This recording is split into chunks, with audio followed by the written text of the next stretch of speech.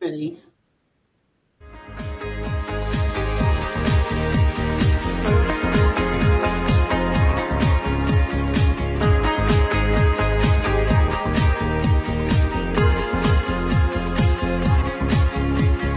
Welcome to Lawofattraction. Walt Thiessen and Shelly Epperly here. Today is Monday, March the 25th, 2019. It's 8 p.m. in New York, 5 p.m. in Los Angeles, 12 midnight in London. Sydney, Australia is at about 11 a.m. Wherever you are in the world, thank you for joining us for another episode of Lawofattraction, your daily dose of happy. And we got this all together at the last second. I just realized that, we have a podcast. And then Shelly just realized, we got a podcast. And here we are. We're doing a podcast. This is good. Hey, we remembered. That's really the good thing, you know? I was literally on the couch and my phone buzzed and I looked down at it. And it's 4:57. And then I looked and it was the Monday Night Podcast with Walt and Shelly is about to start. And I'm like, oh, oops. I guess I better get on there then.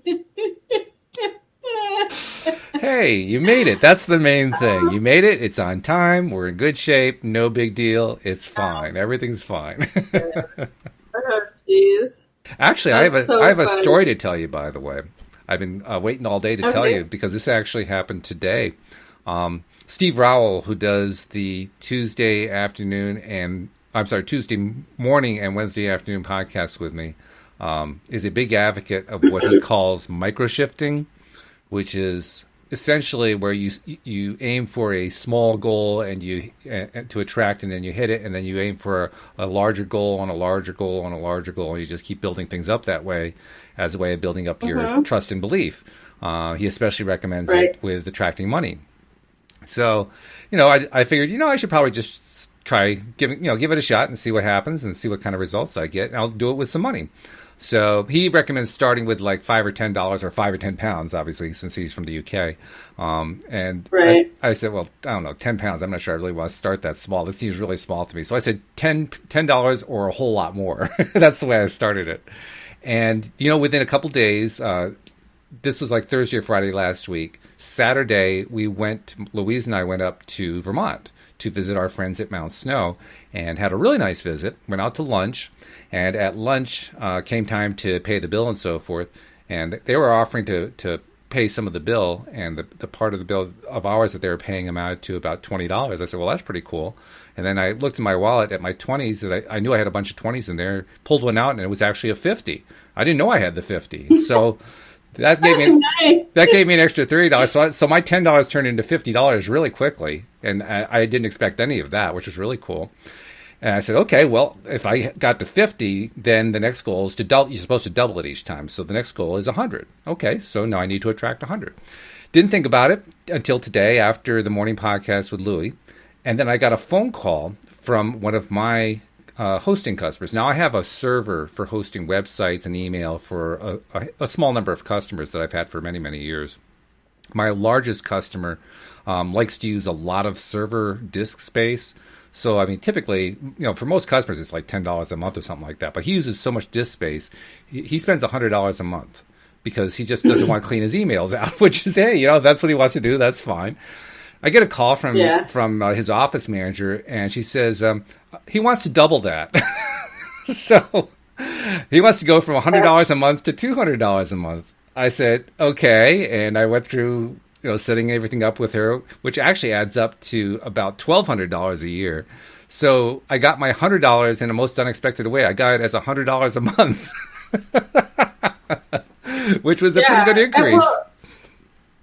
That's what's so amazing about it is when you do level up like that, that's why like in The Secret they say to start like with something small, like a cup of coffee or something. And then you're like, oh, wow, it works. Okay. Now I want, somebody to buy me lunch or, just whatever. And it's just cool how it does that. And then because you have that faith that, I didn't even know I had that 50 in my wallet. And I've had that experience too. I just had it, yesterday because I spent all my cash and I want to go garage sailing this coming weekend. And I'm like, well, I need to get some more cash. And then I'm like looking in my wallet and there's a check folded up and I like undo it. And it's a refund that I got like 2 weeks ago from the doctor's office for like $30. And I'm like, oh, well, I just need to take this. So then you start going, oh, okay, it works like that. Like I just know that I'm going to get more cash for garage sailing or whatever. And then you can just, and the whole leveling up thing, what does he call it? He calls it micro shifting. Micro shifting. Right. Yeah. That's such a cool way to do it because you do start believing and believing and believing. And then, pretty soon it's like, okay, how can I attract $50,000? Yeah. How can I attract $1 million? Yeah. Yeah. So. Well, the next goal is 200, awesome. obviously. So I got to 100. Actually, I sent Steve a message. I said, which way do I count this? Because it's $100 a month, but it's $1,200 over the course of a year, and I'm about to collect that as an annual payment. He said, well, I would count as 100. So I said, okay, I'll count as 100 too. He pointed out it's a little bit easier to believe at that level. So I said, okay, I'll count as 100. So the next goal is 200. So $200 is coming to me sometime fairly soon, I think, at the rate that we're going, because it's just a few days between each one so far. So, yeah. Well, yeah, and now it seems super easy because you really did just attract $1,200. Yeah, right. And $200 is nothing. The best part, though, Shelly, the best part was that it was after I had the phone call with the customer, and there's a whole conversation that goes along with that I can't really reveal on the air, but it was a very fun conversation. That's the bottom line there. I got off the phone and I said, and I just kind of laughed because this is a customer who does these unpredictable things. That was part of what the funny part of the conversation was. He just does these unpredictable things. I'm laughing at it, and as I'm laughing, I realize, wait a minute, that's my $100. See, I almost missed the fact that I attracted the $100. That's what I'm trying to say. And it occurred to me, oh my God, I actually attracted the $100 12 times. I mean, that's pretty good. And then I laughed again. And then I remembered, oh yeah, this is about celebrating. Every time something like this happens, you're supposed to celebrate. You're supposed to make it a really, really big emotion. So I did. And I started dancing around the house and turning it into this, like I just won the lotto or something. Yeah. How fun. It was fun. It is fun. And it is cool too. It's a way of reminding myself that when you do all that, it sticks with you better.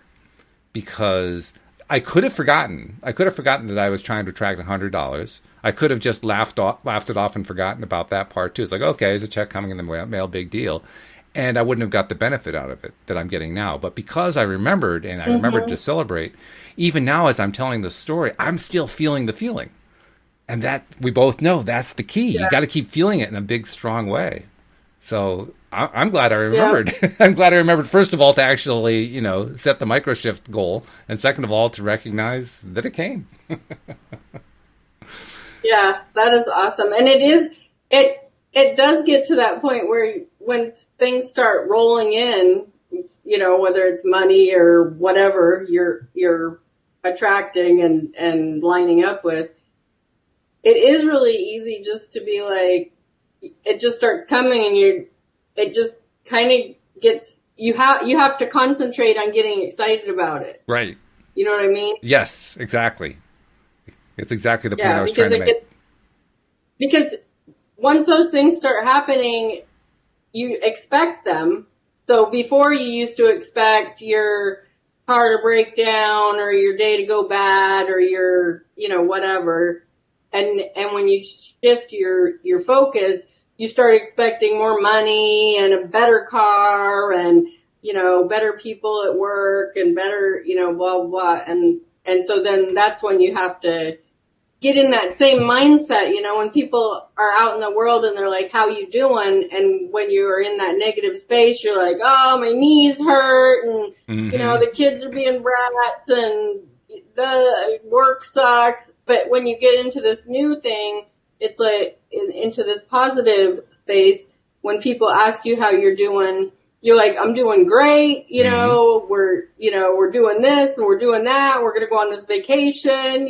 My business is going good. The kids are great, Yep. And so it's like it's like taking that energy and just shifting it in the other direction and everything just goes so much better, and it's so easy. And I think the most awkward part of it is when people are trying to get into that complaining, gossipy state, and you don't go there with them. Right. They don't really know how to deal with that. Well, we had an example of that this weekend with the friends that we visited up in Vermont. It's a couple that Louise has known for, good grief, 40 years or something like that. Back to the day when she was a ski bum. She was a ski bum for 4 or 5 years at Mount Snow, Vermont, and met these people there, and they got married later, but she knew them independently. He has, for as long as she can remember, always been very negative. Had, everything that came out of his mouth was all the things that are going wrong. She was more positive, although she can also get into a negative thing too. And he had actually manifested cancer. He's dealing with cancer right now. But, and this was the cool part is that not only was he dealing with cancer, he was also dealing with drug addiction. And the two together, the two combined, apparently have how if you have enough things going on, you kind of hit bottom, and you get this determination to turn things around. He got determined. He got determined to turn things around. He was talking more positively than I have ever heard him in all the time that I've known him. It was wonderful. That is so awesome. It was wonderful. It was a wonderful experience. We had a great weekend. I mean, here's the weird part. Like I said, he's the one who's usually the more negative. She was actually more negative than he was this time. And she wasn't all that negative, don't get me wrong. It's just that he had made that much of a shift that it was noticeable in a big, big way, which was cool. So bottom line is we had a wonderful visit. We had a great meal with them. We went out. Also, it was Louise's birthday. So after that, we went on our way home. We stopped off at a place in Northampton, the Northampton Inn, and had a wonderful meal there. And it was just a great, great day. So talking about what you talked about just now, about how one thing leads to another, and one good thing leads to another good thing, and so forth. That's exactly what was happening. And it wasn't just happening in terms of the events. It was happening in terms of the people, which is great. I love that more than almost anything else, especially when it's somebody who's making a turnaround, because you notice it's such a big deal. It's a really, really big deal. So anyway, this is we're doing this as a live stream with Q&A. If anybody wants to leave questions or comments, we'll be glad to discuss them. But in the meantime, we'll just keep talking about these cool things that have been happening to us and about the law of attraction in general. And so you said that you manifested an unexpected check that you'd forgotten about, and that's going to lead to doing the yard sailing this coming weekend. So now your weekend's all set, and you're going to be psyched for that, I'm sure. What else is going on? Anything fun going on? Here in the Pacific Northwest, garage sale, because of all the rain and stuff, we have just a window of garage sale, yard sale season. So, when it starts, it's like, yay. Yeah. And the last 2 weekends I've had stuff going on. So it's like I'm driving to my destination where I need to be, and I'm passing all these signs, and it's just like torture because that's where I really want to be. So it'll be so nice to go yard sailing this weekend and pick up some good stuff to sell. You sound like Louise, because she used to do yard sailing in a big way to do trash to treasure kind of stuff. And she's not normally the person who likes to get up early, but on Saturdays when she was doing this, bright and early, 6 a.m., she's bounding out of bed. She was, couldn't wait to get in the car, had to get to the first yard sale before 7 o'clock because she had to be an early bird and all that kind of thing. Yeah. It's fun to have that kind of excitement. Even if it's something that's just, simple, because yard sailing is a fairly simple thing. But if you're excited about it, what a great way to build excitement up. Yeah, I love it. I mean, you meet people, you get to see different parts of town because you go back in the neighborhoods where you're usually just going on the main roads and stuff. So, yeah, it's fun. Have you had? And then I always find treasure to resell and make good money on, so that's fun too. Do you have any particular great stories from yard selling that you like to tell? I mean, for me, my great stories really are just the finds. And so far here, my best find has been, I bought a I think there was 87 sports jerseys. I bought them all for $300. Wow. And so I've probably made, I don't know, a couple thousand on that. They're almost gone. I've almost sold them all, and I didn't keep track because I just keep monthly track of everything, so I don't keep track of like what, out of that lot sold. Right. And then I bought I think it was a vintage Ralph Lauren like Letterman type jacket, and for like $2 at a yard sale, and sold it for 170. Wow. So yeah, so I mean I find stuff like that. Like I went to the I call it the bins. It's the Goodwill outlet where they sell everything by the pound, and you're just digging through all these bins, and there's no rhyme or reason to anything that's in them as far as, it's not all the kids' clothes are together. It's just clothes and textiles and everything. And so, I find amazing stuff in there too. I found like Prada and Gucci and, Wow, so, crazy. Yeah. So I just love the hunt. So the yard sailing is so fun for me because it is such a hunt. That's the part that Louise likes the most too. She actually she should probably have a business like you have where you're selling on eBay and so forth in order to unload the stuff. But she doesn't like any of that part. The part that she likes is the find. She just wants to celebrate the find, which I can understand. I mean, it's fun. It's exciting when you find something good like that. Yeah. So, okay. Well, let's see. What else is going on? Anything of note? Any interesting LOA experiences the last week or so? Actually, it's been 2 weeks, hasn't it? Because we didn't do a show last week, so it's been 2 weeks since we last did. Yeah. I think that's what kind of threw me this afternoon. But you know how you go through the day and you're just like, what am I forgetting? Like there's something going on, but you can't put your finger on it. I do that often, and then I was just like literally, I just saw that post on Facebook. It just popped up on my phone, and I was just like, Oh, that's funny. Oh, that's so funny. Well, tell you what, let's play a little bit of Stump the Expert kind of game. We'll just each come up with little topics to discuss, and unless somebody comes along and decides to ask us some questions, and we'll just kind of go back and forth like that. Does that sound all right to you?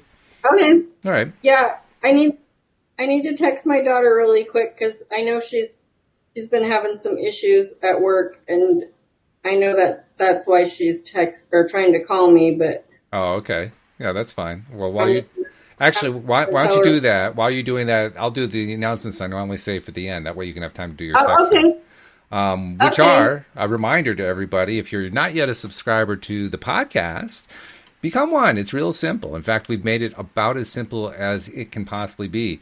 Just go to the homepage of our website at loatoday.net, and you will now find, no matter what device you're using, it will show you the exact link you need in a nice big text block at the top of the page. It's like a little graphic with text in it. You just click on that, and it'll just walk you right through the process of becoming a subscriber. And then all the episodes come right to your smartphone.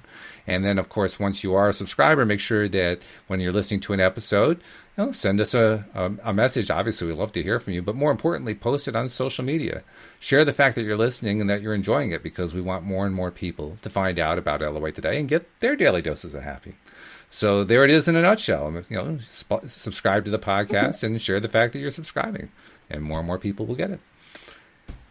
So that give you enough time? Yeah, I think you got your text message done, so that's good. Yep. Okay. Yep. So, okay, first question, the first topic. Okay, well, I was telling a story, and you were kibitzing with some stories of your own about times when we are reminded to celebrate and how important it is to celebrate.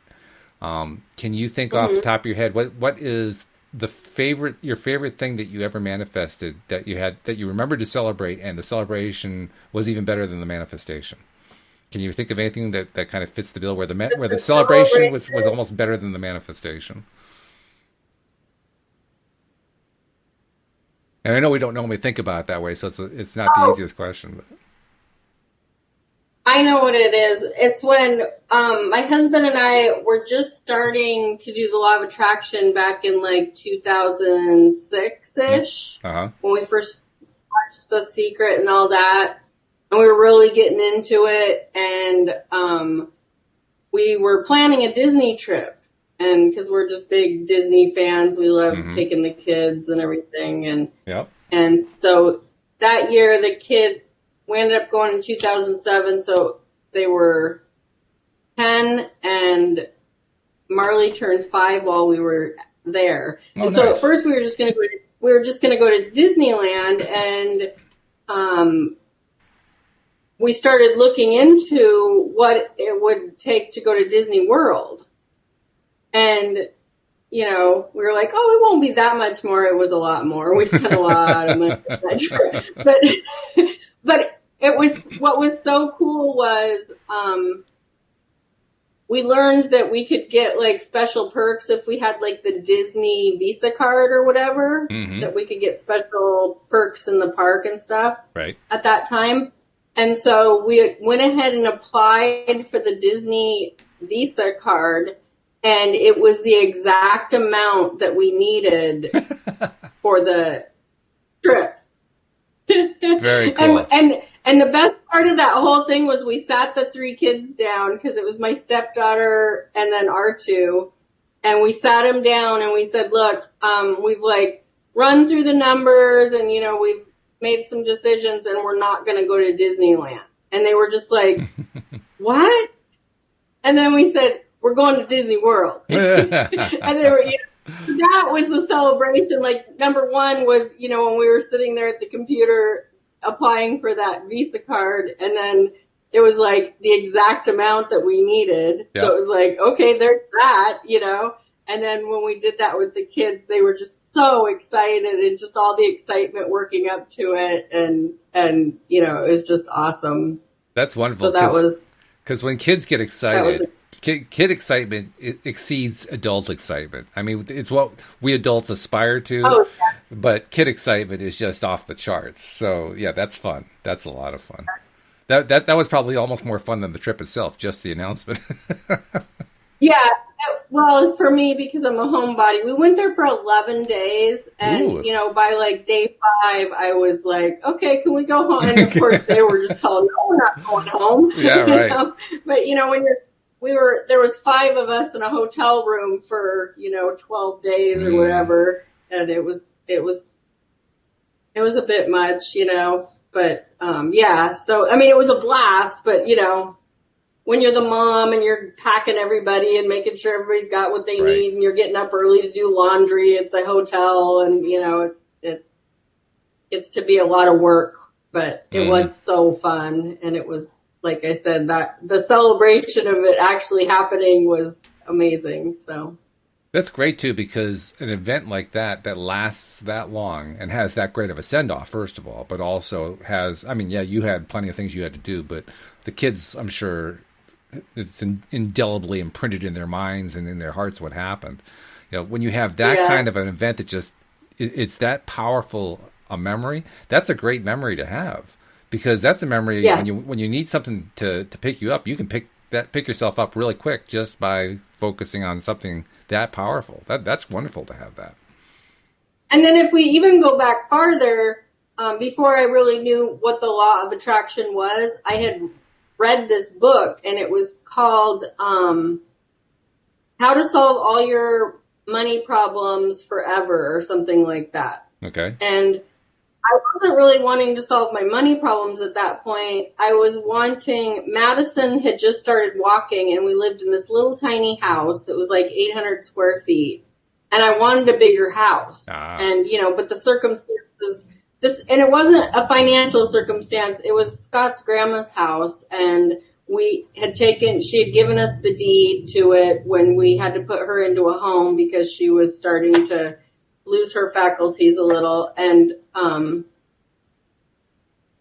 so we were kind of tied to that house, but it was just getting really hard to have this little tiny house, and we had tons of stuff, and she was getting into everything, and it was just, And so I started reading that book, and it told you to basically do the affirmations and visualize. So every morning when I woke up, after I, obviously got her under wraps, I would take a few minutes and do that. And then every evening I would go in our bedroom and shut the door, and I would do that. Oh, okay. And 2 weeks later, and it told you not to figure out how, just to know that it was going to happen and to keep visualizing it. So it was totally a method of using the law of attraction. Right. And so I was doing that, and then like 2 weeks into it, my aunt called me, and she said, "Your uncle and I just bought a house, but part of the stipulation to get the loan is we have to have renters in our current house. Would you and Scott be interested in renting our house?" And it was like, and they gave us a really great deal, and we went from 800 to 1,800 square feet with a big yard for the dog. We had a place for horses. We had a big place for the trampoline. Oh, and, so it was just like this whole, and I just remember being like, that's so cool that worked. And then I just like dropped it. Like, why did I do that? Yeah. Well, it's kind of like what I was talking about, how, I'm trying to manifest this $100. I get $100 in spades, and I don't even make the connection. I mean, it takes me like 10 minutes to say, well, wait a minute, that's what I was asking for. Yeah. Well, I'm to the point now, like when I found that check last night, I was like, oh, there it is. Like, of course that's where it is. Like it's like got to that point with me, like, oh, I wanted more cash, and I just have to run to the bank and cash this check, which I was going to go to the bank and get. I was probably just going to get cash back, on my next purchase somewhere or whatever. But it was just like, oh, okay, there it is. Like, it's so fun, and I think that like what you're saying is you forget to make it fun because it does become habit, Right. and so then you're just like, oh, okay, there's an extra 50 in my wallet. Okay, you just accept it and move on. But then you got to go, no, I asked for that. Like, I asked for that. That's right. Thank you. Yeah. It's very easy to forget. And like you say, it can actually get to the point where we just kind of take it for granted. But that is the one thing we can't do. We must not do, I should say, if we want to be truly abundant livers. Is that actually a word, liver? A liver? I mean, not besides liver inside your body. Somebody who lives abundantly. I'm an abundant liver. I'm all wrinkly. No, that's not it.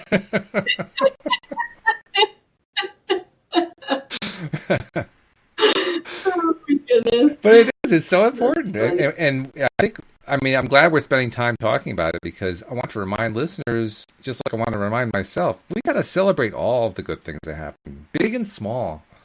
Because when we do, that's what makes life so much better.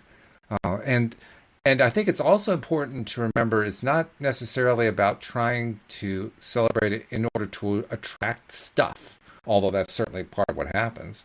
It's more about trying to attract feeling good and continuing to feel good and feel better and better and better. Because that's really, that's where life is anyway, right? It's about, what are you experiencing? Why are you here? I mean, if you're not here to enjoy your life, what's the point? There are a lot of people who ask that question. Well, I just think I keep kind of going back to the negative, and I'm not trying to dwell on it, but it's just like, you think about when something goes wrong, something, like I can give my daughter, for example, like she's just having a really hard time at work. She's having a hard time with how everybody, how the other people are dealing with things, and how, she's, like, I went and had lunch with her on Wednesday, and she's just like repeating and repeating and repeating, and right. I'm just like, honey, what would it look like if you went to work tomorrow and everything was perfect? Like, what would that look like? And she goes, well, it's not gonna be. And I said, you're gonna get what you expect, and you know that. Like, I've preached to these kids, and when I'm having a crap day, they preach it right back to me. You can't get away with it. Yeah, and she just kept going, and I said, I said, do you hear me? I said, I know that you're venting right now because you can vent to me and you can't vent to them and you're really frustrated. I get that. But you gotta, when you get all that crap out of you, you have to start focusing and turning it around. And she was just, and so then she came over yesterday and we all went out and had pizza and we went walking down by the river and stuff. And I noticed that a couple times she started and then she pulled back. Mm. Which I felt like, I know that she was doing that for me, but it's a start. Right. And so I think about that, like, what if instead I went to lunch with her and she was just like, Mom, everything's just going great and the kids are being so great and the other coworkers are being so great and I had such a great day. I can't wait to go back tomorrow. It's going to be so great. And we do that, like, just, I think it's just it's not ingrained in us. It's taught to us that, like when you ask someone, how are you doing? And like I was saying, like, oh, my back's killing me or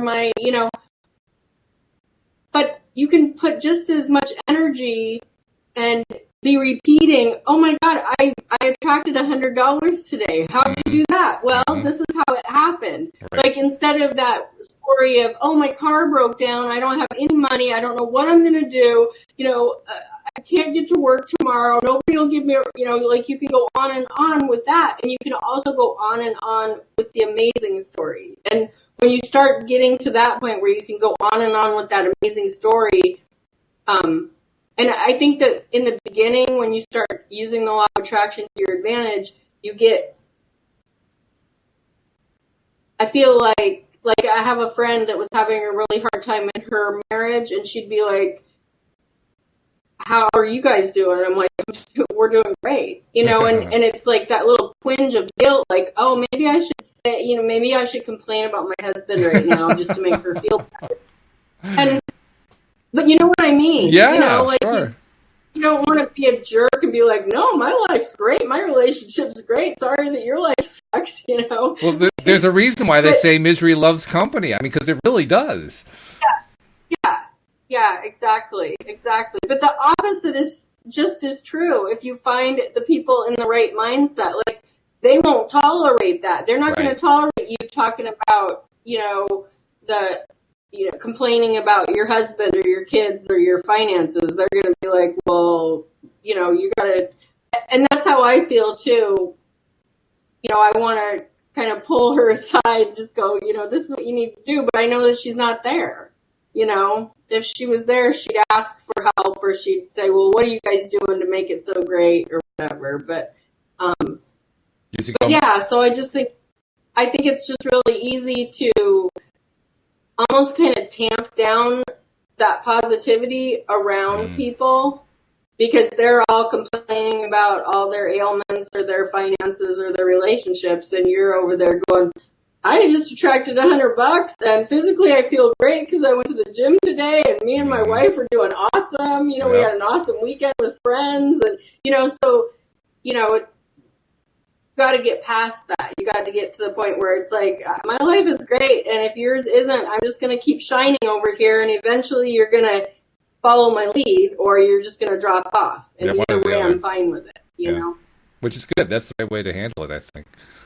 The other thing that occurs to me is that we have a habitual way of dealing with stuff, and that's where a lot of the negativity comes. But we also have, because so often we are focused on negativity. By the way, I got to tell you a negativity story before I even make this point. You mentioned how you almost want to go shake the other person up, and it made me think. Louise, many years ago, when I would get into some really negative spaces, periodically would literally come over to where I was, push me down on the couch, straddle me across the waist, grab me by the t-shirt, and say, "Snap out of it!" I love it. And it always made me laugh, So. But you kind of want to do that with people, right? You want to say, "Snap out of it." But the point that I was going to make, though, is that because so many people get so habitual about focusing on the negative, it can get to the point where they forget what the positive is. And an example of that came up over the weekend, again, with these friends. And I mentioned that she Her name's Leona. Leona had kind of gotten into a little bit of a negative spiral at one point during the conversation, which, with our help and actually with her husband's help too, fairly quickly turned. But she was going on about, I think it was about political issues and something about gun control or something. I forget what it was. But she was basically focused on, how are we going to fix this world? How are we going to make things better? So many things are going wrong. The countries are so divided, yada, yada, yada, all this stuff. She was going on and on. And then finally, most of it turned out to be about health. It was like surrounded with health issues. So she was talking about people who are getting sick, and there's, the hospitals are filling up. And I mean, it was just this long litany of things. And how are we going to make people understand how important it is to get healthy, instead of, how are we going to convince them that they're focusing on all the wrong things here? And then she started listing all the things that were wrong. So I said, well, hang on just a second here. Okay. We want to change all that stuff, right? So let's define what health is first. So what's health? Mm-hmm. And you know what? She drew a blank. She was so focused on the negatives, she couldn't even say what health is. It shows. Mm-hmm. I mean, that's the space we can get into. We start getting on these negative spirals. We can't even remember what health is. We can't even remember what wealth is. We can't remember what healthy relationships are. We can't remember it because we're just in that negative space. And that, I think, is the big reason to celebrate, and it's the big danger in not celebrating things that go well. Because if you get into that negative space, you all need to have somebody come over and grab you by the shirt and say, snap out of it, in order to snap out of it. Yeah, for sure. I feel like there's a guy that I went to school with him in 6th and 7th grade, and he's and in 6th and 7th grade, you first start having your little crushes and thinking that boys and girls are cute and all that stuff. And, right. He was like the cutest kid in class. I remember, like, every time I talked to him, because I was just a nerd with glasses, and, I wasn't very popular. And, I mean, everybody was pretty nice to me or whatever, but it was just, I definitely wasn't one of the pretty popular kids, so I just friended him on Facebook, or I think maybe he requested, I don't remember, but, I've been friends with him on Facebook for, maybe a year or so, and he's just miserable. He never got married, he never had kids, and he's just always, complaining about being single, and nobody wants to be with him, and I almost messaged him the other day just to let him know, no woman wants to be with a guy who's just complaining about how miserable and single he is. That's not going to attract it. Nobody wants, a woman wants a man that is, confident and proud and, but I just thought, no, that's not my place. But you know what I mean? That's just an example of when you're seeing somebody you see it on Facebook all the time, because you see people's posts over and over and over again. Right. And you kind of get an idea of what their life is about, even if they are, posting the filtered pictures of how, great everything is.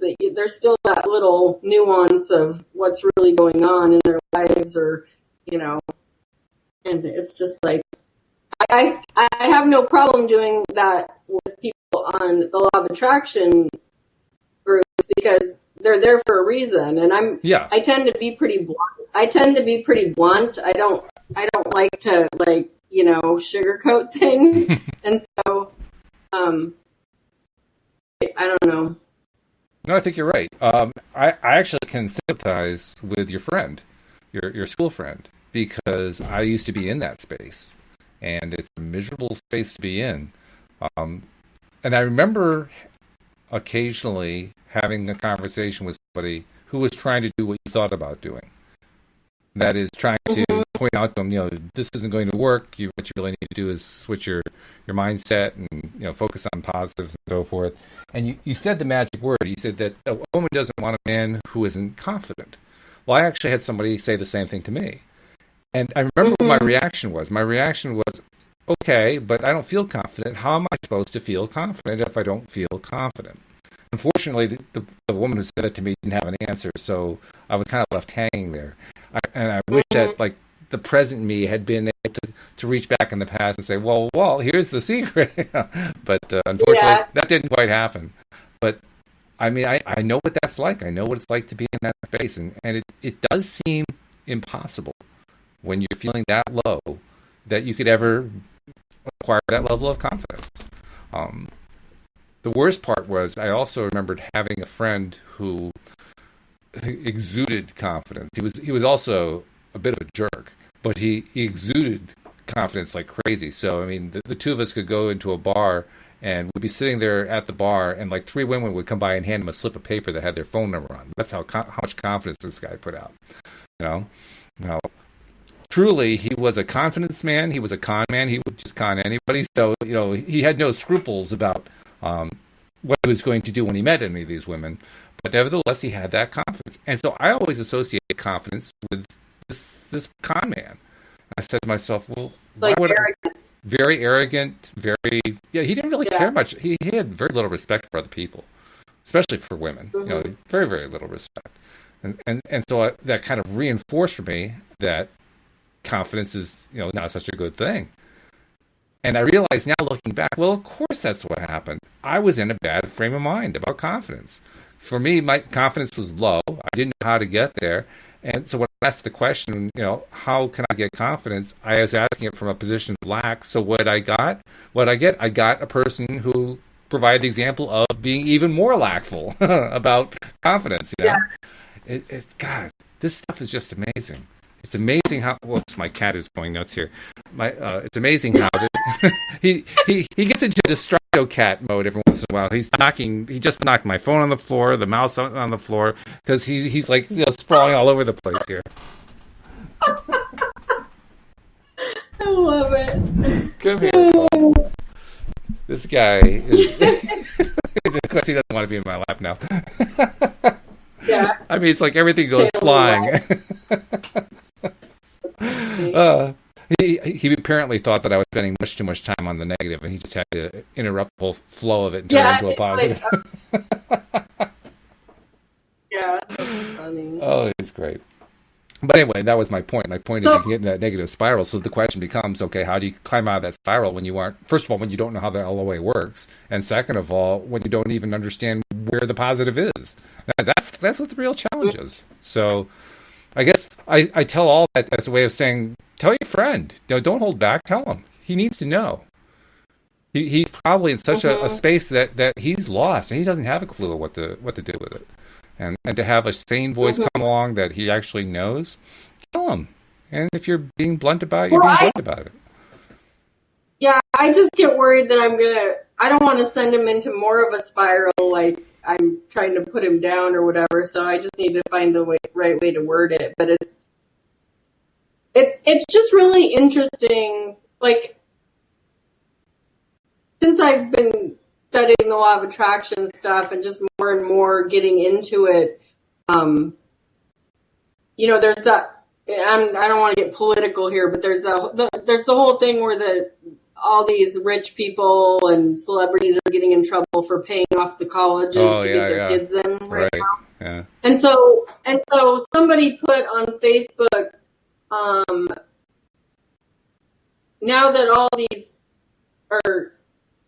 now that this has happened, are they going to start paying off politicians for their own agenda? And I just typed in, I said, this has all been happening for decades. Yeah, like, kidding. Where have you been? Like, yeah, right. You know, and he said, oh, well, it's just horrible what, you know, money does or whatever. And I said, all money does is it magnifies who you already are. And so, and he said, well, I just think it's horrible that people with money think that they can buy whatever they want. And I said, well, they can. Like, if you have enough money, there's things that you could do that other people can't do because there's money. You know, you can buy things and you can buy people, I'm not talking about like trafficking, but you can buy, you know, a person into your company so you can have a better company, or you can buy, you know, if you want a house and they don't want to sell it, if you give them the right price, anybody's going to sell their house if it's, you know, ridiculous or whatever. Right. And so I was just pointing that out, but, you know, just watching more and more people that are wealthy and that are into the law of attraction and stuff. And they say, you just watch the people that don't have money and don't get this.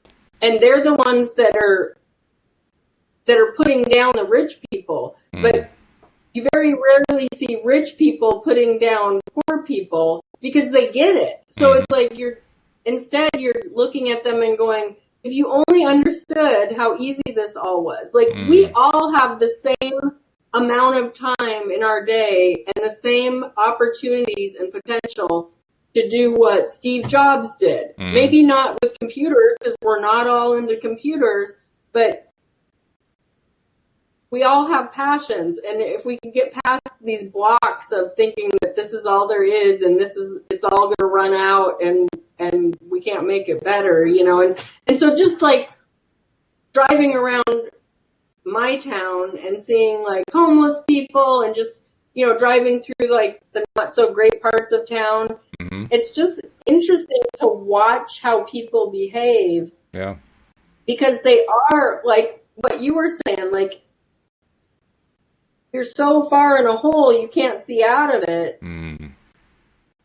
Yeah. You know, and that's how some people live their whole lives like that. Like, just, you know, even, you know, I think of like addicts and stuff that are just scrounging for the next fix, but also people that are just in poverty. You know, you don't have to be on drugs to have that mentality of just like, nothing's ever going right. I don't know how I'm going to pay rent. I don't know, you know, I need to get all this state assistance. And, you know, it's just, to me, as sad as it can be, it really is interesting. And it's also like a confirmation of how the law of attraction works. Yeah, it's true. It really is. And it can be overwhelming to see all that and to experience it. I mean, because we can all find examples of that in the places that we live, wherever we are in the world. So it's not hard to find that stuff. I'm finding that the lesson, if you will, or the new idea to gain from interacting with people like that is to remember that just because I'm currently seeing them that way doesn't mean that, first of all, they see themselves that way. I mean, you told me a wonderful story about how the circumstances you grew up in would, in most people's eyes, not be a very nice experience, but from your point of view, it was a magical experience. You know, your experience was entirely different from the way most people would see it. And I'm trying more and more to remember that is always the case. Just because I perceive something in a way doesn't mean that the person I'm looking at is experiencing it the same way. I mean, I know I have actually heard of, Joel told a story one time about a person he knew who begged on the street for a living. I mean, that's all she did. She just begged on the street in the Richmond, Virginia area. And I don't remember what the exact story was, but it was something like, it was either he helped to get some sort of a job for her, or somebody else had arranged something, and it was a good job she was going to get. And she said, "Why on earth would I do that? I make $300 a day begging on the street. Why would I go get a job?" Which was entirely different from what he was perceiving, you know, and what other people were perceiving about this person who was apparently living on the street. Well, apparently living on the street was pretty good for her. From her perspective, she was loving it. Yeah, I totally believe that. Like, I know there's definitely the people that you see all the time, and they're very well dressed. I mean, I've even seen them go and get in their car and drive away in a pretty nice car after they've been panhandling for a couple hours. And you know, my answer to that is just that if I drive up to an intersection or a stop sign and there's a panhandler there and it feels right to me, I will give, and and I give freely. I don't worry about what they're going to spend it on. That's none of my business. I'm just helping them out in the moment. You know, I just went to Goodwill the other day, and as soon as I pulled up, there was a guy sitting on the bench, and I immediately just like started opening my wallet because I just knew. And he was like, I'm trying to catch the bus to get up to Seattle. Is there any chance you could, he goes, do you have any work for me? And I said, no, I don't have any work for you, but I'll give you a couple bucks. And he's like, thank you so much. I only need like $9 more to get the bus. And I was like, okay, well, here you go. And they always say, God bless you, which, because I'm not a religious person as far as that, Yep.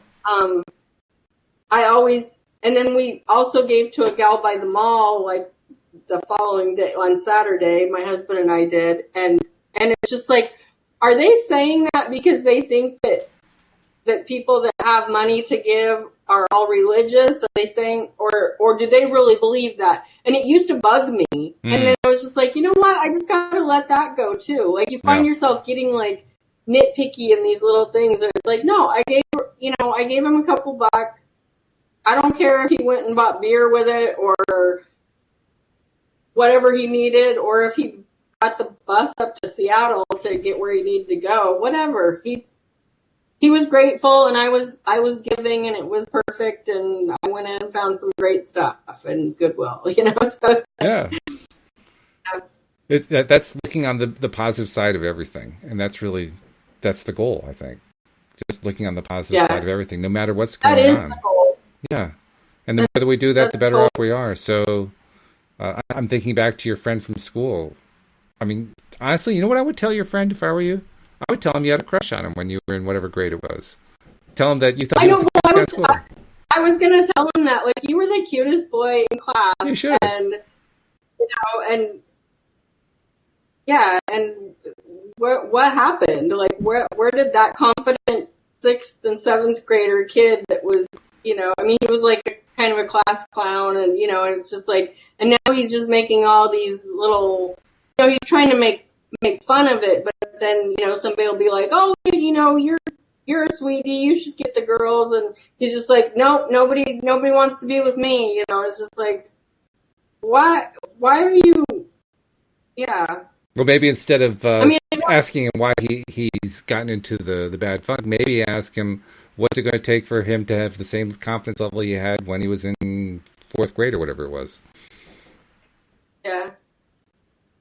So, a reframing can actually help with something like that. Because I do know, I remember very clearly what it was like at that time when I was going through the same kind of thing. So what got you out of it? Let's see, what did get me out of it? Quitting. That's really, there goes the cat. Literally quitting. The timing, this is a story I've told many times, but the timing was impeccable. It was the spring of 1998. I had kind of totaled it up, and since college, I'd had about 20 straight years of abject total failure when it came to women. Just no relationships had ever worked out. The longest one had lasted about 3 weeks. It was just one disaster after another. And you put up with that for 20 years, and you just get burned out. And that's what happened to me. I just got burned out. I couldn't take it anymore. And so I threw in the towel. I said, I'm not going to do relationships anymore. I'm not going to try to find anybody.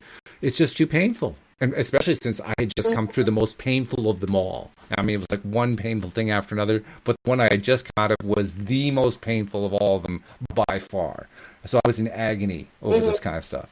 And I just said, I quit. And a month later, I met Louise because I quit. I gave up on all the angst. I gave up on all the negative focus. I just stopped thinking about it. And in that process of stopping thinking about it, what happened in the interim was Louise, she had actually a black cat at that time named Shadow. Shadow died previous November after 16 years together. And a couple months later, a friend of her asked her, are you going to get another cat? And without thinking about it, she says, no, I'm going to get a husband. And she started asking everybody that she knew, do you know of any healthy males who are still single? Any healthy males? Going to the shelter. Are any of these guys healthy? Well, I should have said mentally healthy, because she was a psychotherapist, so that's what she meant by it. She wanted to have mentally healthy males, somebody who was emotionally healthy. And she ended up asking the question of a friend of hers who was also a therapist, who also was a friend of mine because I was involved in swing dancing at the time, and she was one of my swing dancing partners. And she says, oh yeah, I know somebody. which to this day kind of surprises me. It was truly law of attraction in action, because I swear to God, she probably knew 200 or 300 males through that swing dance group. I mean, it was a large community of swing dancers, and there were any number that, I mean, I've been to parties that she'd put on. She would have her apartment packed with people, half of them guys, all of them single, at these parties that she had. So she knew plenty of people, but she thought of me for some reason, and hooked us together. Actually, Deborah had to kind of talk me into it. I mean, when I say I had quit, I mean I had quit.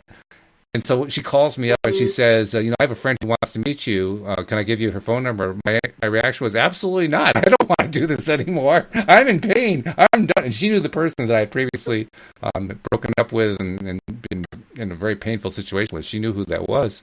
And I said, you know what went on with her? And she says, yeah. But, you can't just give up. Yeah, I mean, this is somebody who might be good for you. You never really know until you meet her. And so she finally ended up talking me into calling Louise up, which I did. And I did it for 3 Wednesdays in a row. Wednesday was Louise's night for talking to people on the phone. So I called her up, and each time it was a 2-hour conversation. Now, if I had been in a positive frame of mind or, confident frame of mind, 3 conversations in a row, 2 hours each, I would have said, oh, well, this is something. This is really good. That was not what I was thinking. What I was actually thinking is, okay, when's the other shoe going to drop? When's this thing going to fall apart? But I had just enough willingness to try that we ended up meeting, and the meeting was a disaster. It didn't work at all. And then I went to a party that Deborah was having, because Deborah and myself and one other person all had birthdays around the same time. And that party was the same day that Louise and I met. So I went to the party after the devastating failure of a meeting, and Deborah said to me, so you're going to give it the 3-date rule, right? And I said, what's the 3-date rule? And she said, that's where you give it 3 dates before you make a decision. I said, oh, no, really? Oh, no. Gotta be that again. So once again, she talked me into it, and then things improved dramatically after that. And a month later, Louise and I were together. So, it was a combination of me giving up and my friend saying, don't give up on this too much. You gave up on the stuff you need to get rid of. You need to give up on things not working out. You did that, but don't give up on somebody who you like and who liked you. Like, okay. And I did, and it worked out great. Yeah. So that's how we did it. Hey, that whole surrendering and giving up and letting go, that and I had no idea that's what I was actually doing. Never occurred to me. I knew nothing about law of attraction. I knew nothing about surrendering, as it's called, or giving up. There wasn't even a strategy. This was just literally, I can't take this anymore. That's all. That was the end of the conversation right there. It was the exact right thing to do, but I didn't know that. Yeah. So, I wanted to point out to you, we said we're going to do a thing where we're alternating questions. We've asked one question, and we spent an hour talking about that question. I thought you might be interested to know that. I mean, I love it. we get going, and it just takes on a life of its own, which is cool. I like that. It's fun, but it's just pretty wild. I do too. In fact, I'm not even sure what the original question was. What was it? Oh, yeah, it was about what's the most fun thing that you ever manifested? And boy, look what it turned into. This long thing. Really, really cool. Hey, before we part company for the night, I wanted to ask you. You were talking at one point about doing a coaching thing. Are you still going to do that coaching thing? Well, I'm always open to coaching. Oh, okay. Well, do you want? I guess what I'm thinking is, do you want to let people know how to reach you in case any of the listeners want to reach out and have a chat and share stuff?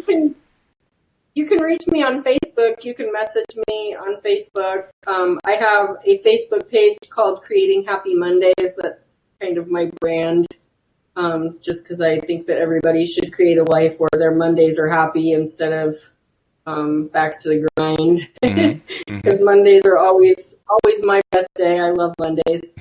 So you can go to there. I have a YouTube channel which is Creating Happy Mondays, and I do some of my reselling stuff on there because that's what creates my happy Mondays. And I also do a lot of law of attraction and coaching stuff on that. And yeah, so if you want to contact me, on Facebook, you can message me, and I will definitely get back to you. Sounds great. All right. Well, that's a nice positive way to leave it for this week. Thank you for doing the show. I'm glad we finally got one in after 2 weeks, but it's been enjoyable. Yeah, I'm glad I saw that message. You'd probably still be sitting here going, "Where the heck is she?" I'm glad you did see it. Yes. And on that cheery note, we'll say thank you to our audience, to our podcast audience especially, and we'll see you all next time here on LOA Today. Goodbye, everybody.